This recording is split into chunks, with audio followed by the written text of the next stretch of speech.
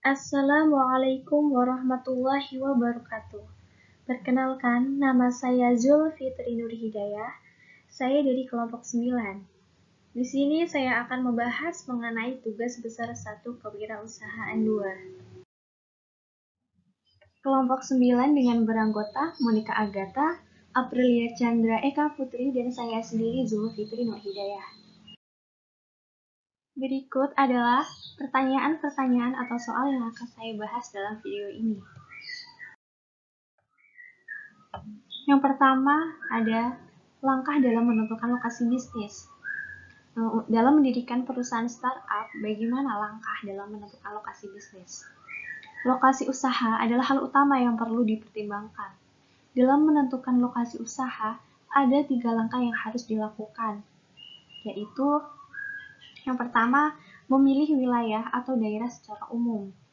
Untuk ini ada 5 faktor sebagai dasar, yaitu dekat dengan pasar, dekat dengan bahan baku, tersedianya fasilitas pengangkutan, terjaminnya pelayanan umum, serta penerangan listrik, air, bahan bakar.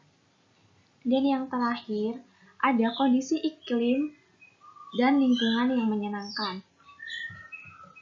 Yang kedua, memilih masyarakat tertentu di wilayah yang dipilih pada pemilihan tingkat pertama.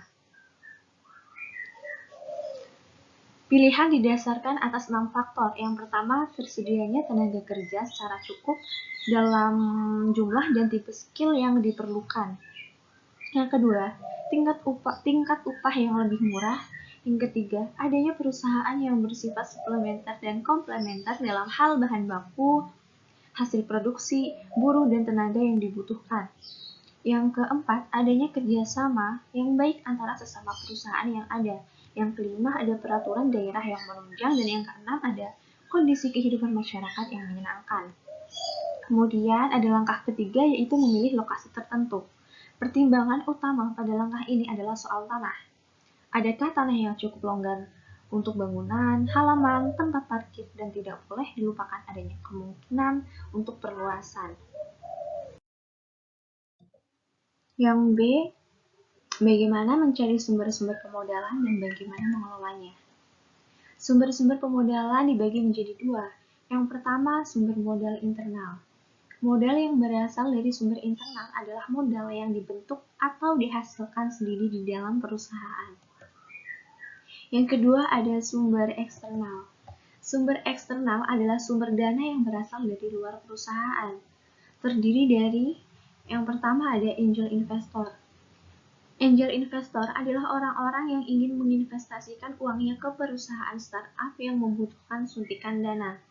Angel investor cenderung tidak memilih-milih perusahaan startup untuk didanai, jadi terbuka untuk semua jenis bisnis. Yang kedua ada bank. Dalam upaya meningkatkan laju pengembangan perusahaan startup yang dimiliki, tidak terlepas dari tambahan atau dibutuhkan suntikan modal dari perbankan. Sebagai syarat pengajuan sumber pendanaan untuk perusahaan startup dari pinjaman bank adalah kepemilikan izin usaha. Dan yang ketiga ada inkubator. Dengan mengikuti program inkubator, maka perusahaan startup dapat memperoleh pembinaan seputar bisnis dan pengembangan usaha sehingga dapat memberikan dampak positif, tidak hanya bagi pemilik usaha, tetapi juga masyarakat. Yang keempat adalah venture capital. Venture capital adalah sumber dana yang bisa memberikan dana dalam jumlah yang besar. Venture capital merupakan bentuk pembiayaan berupa penyerahan modal secara tunai ke dalam suatu perusahaan. Para pemilik modal di venture capital umumnya berminat untuk melakukan investasi ke perusahaan-perusahaan startup yang sedang tumbuh dan memiliki resiko tinggi. Dan yang kelima ada crowdfunding. Crowdfunding adalah pendanaan dari banyak orang yang memberikan modal kepada suatu usaha atau bisnis. Bagaimana cara mengelola modal? Yang pertama, dengan perencanaan yang matang. Yang kedua, dengan memisahkan rekening pribadi dan bisnis. Yang ketiga, membuat akun atau pos khusus pengeluaran. Yang keempat, membuat catatan pembukuan. Yang kelima, menghindari berhutang. Dan yang terakhir yaitu memonitor dan mengontrol cash flow. Pertanyaan kedua, tipe kepemimpinan yang akan diterapkan.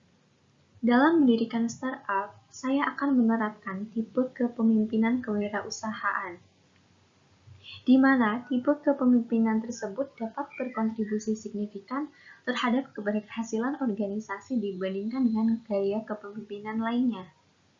Hal ini disebabkan oleh perilaku pemimpin wirausaha yang selalu mencari peluang wirausaha dan mengatur sumber daya dengan baik untuk pengembangan organisasi. Pemimpin kewirausahaan merupakan pemimpin yang inovatif dan proaktif, serta mengambil resiko dan mempraktikkan pendekatan kewirausahaan dalam melakukan tugas dan peran kepemimpinan mereka.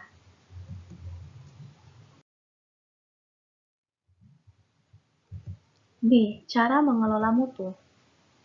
Dalam mengelola mutu, saya akan melakukan beberapa tahapan maupun proses, yaitu yang pertama ada perencanaan dan strategi mutu.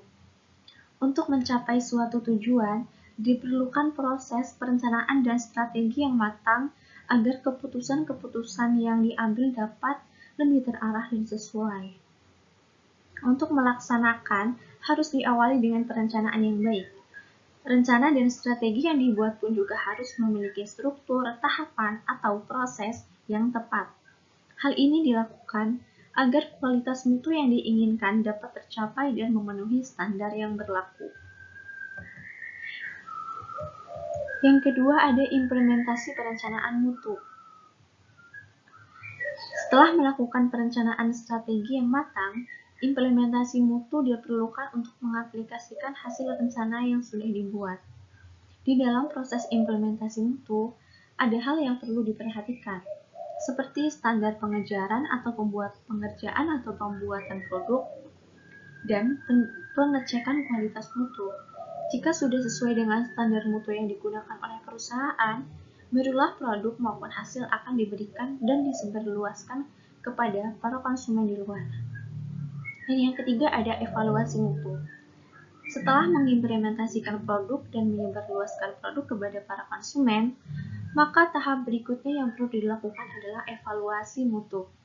Proses evaluasi mutu berguna untuk meninjau kembali hasil dari produk yang dikeluarkan. Di dalam proses evaluasi ini, saya akan memeriksa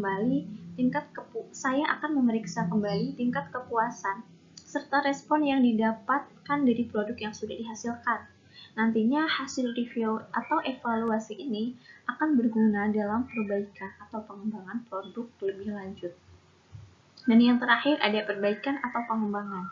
Setelah mengevaluasi hasil dan kualitas dari produk yang sudah dikeluarkan sebelumnya, sebuah perusahaan perlu melakukan langkah terakhir, dan yang paling krusial yaitu pengembangan atau perbaikan.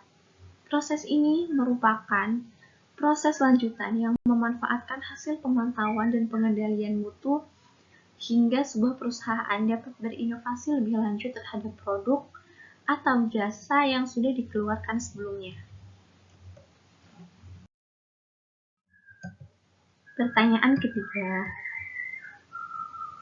mengenai etika bisnis dan tanggung jawab sosial perusahaan. Etika bisnis merupakan cara untuk melakukan kegiatan bisnis yang mencangkup seluruh aspek yang berkaitan dengan individu, perusahaan, dan juga masyarakat. Etika bisnis dalam suatu perusahaan dapat membentuk nilai, norma, dan perilaku karyawan, serta pimpinan dalam membangun hubungan yang adil dan sehat dengan pelanggan atau mitra kerja, pemegang saham, dan masyarakat. Etika bisnis dapat menjadi standar dan pedoman bagi seluruh karyawan termasuk manajemen dan menjadikannya sebagai pedoman untuk melaksanakan pekerjaan sehari-hari dengan dilandasi moral yang luhur, jujur, transparan, dan profesionalitas. Selanjutnya ada tanggung jawab sosial. Apa itu tanggung jawab sosial? Tanggung jawab sosial adalah suatu konsep bahwa suatu organisasi atau perusahaan memiliki berbagai bentuk tanggung jawab terhadap beragam pemangku kepentingannya, yang diantaranya adalah konsumen, pemegang saham, karyawan, komunitas, dan lingkungan dalam segala aspek operasional perusahaan. Aspek tersebut dapat mencakup aspek ekonomi, sosial, dan lingkungan. sehingga tanggung jawab sosial perusahaan merupakan bagian dari etika bisnis perusahaan. Adapun tanggung jawab sosial perusahaan meliputi 1. Tanggung jawab sosial terhadap konsumen. Tanggung jawab ini tidak hanya terbatas pada penyediaan barang atau jasa. Perusahaan bertanggung jawab atas produksi dan penjualan atau distribusi para pelanggan di mana produk yang dihasilkan harus bisa membawa manfaat. Yang kedua, ada tanggung jawab sosial kepada karyawan. Perusahaan bertanggung jawab dalam memberikan rasa aman kepada karyawannya, memperlakukan karyawan dengan layak dan tidak membeda-bedakan, serta memberikan kesempatan yang sama pada karyawan untuk mengembangkan diri. Yang ketiga, ada tanggung jawab sosial kepada kreditor. Saat perusahaan memiliki masalah keuangan dan belum bisa menyelesaikan kewajibannya, perusahaan harus memberitahukan kepada kreditor. Dan yang keempat, ada tanggung jawab sosial kepada pemegang saham. Perusahaan bertanggung jawab atas kepuasan pemegang saham. Perusahaan harus bisa meyakinkan pemegang saham di mana manajer perusahaan memonitor seluruh keputusan bisnis dan meyakinkan bahwa keputusan yang diambil tersebut demi kepentingan pemegang saham. Yang kelima, ada tanggung jawab sosial kepada lingkungan. Tanggung jawab ini berkaitan dengan menjaga kelestarian lingkungan, misalnya dengan mencegah adanya polusi di sekitar tempat usaha. Perusahaan dapat melakukan pencegahan polusi dengan mendaur ulang plastik serta melakukan pembatasan jumlah karbon dioksida sebagai akibat dari proses produksi. Dan yang keenam, ada tanggung jawab sosial kepada komunitas. Hal yang sering dilakukan oleh perusahaan adalah dengan memberikan bantuan untuk sarana pendidikan atau kesehatan, atau perbaikan, atau pengadaan infrastruktur yang dibutuhkan masyarakat sekitar. Yang B, analisis studi kasus PT Sentul City dari segi etika bisnis. Menurut analisa saya mengenai kasus sengketa PT Sentul City dengan Rocky Gerung, PT Sentul City melanggar etika bisnis, yaitu taat hukum, di mana PT Sentul City seharusnya menunggu hasil dari BPN yang akan mengecek seluruh dokumen hak guna bangunan atau HGB, baik dari fisik maupun data yuridis, serta dokumen yang juga dimiliki oleh warga yang berada di wilayah sengketa tersebut.